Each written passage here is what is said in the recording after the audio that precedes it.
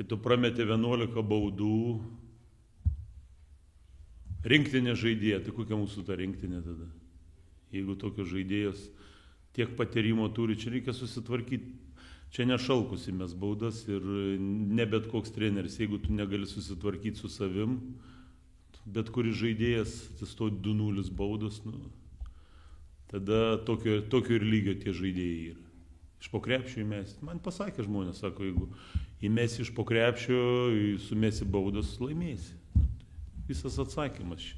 Taktika gali kokią nori, gali ant ausų išmokinti stovėti, dar kažką, bet jeigu iš po krepšio laisvas neįmetam, baudų neįmetam, tai ką aš tada padarysiu?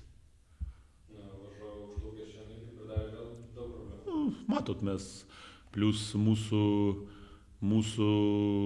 sakykime, dar vienas vidurio puolėjas, Livija Zakevičiūtė irgi traumą gavo moksleivių lygoje, tai vat, sako, kur trumpa ten trūksta. Marijampolė sakė, kad mes žaidėjų neturim, o žaidžia po 40 minučių visas.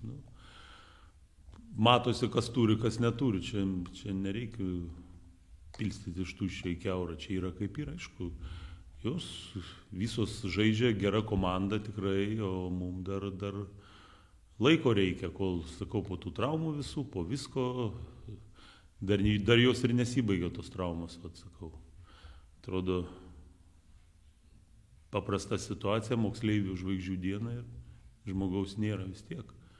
Žmogus tikrai žaidžia jau pas mus Livija, taip kad būtų, manau, kad padėjus kažkiek tai, bet dabar yra kaip yra, taip kad nieko čia nepadarysi.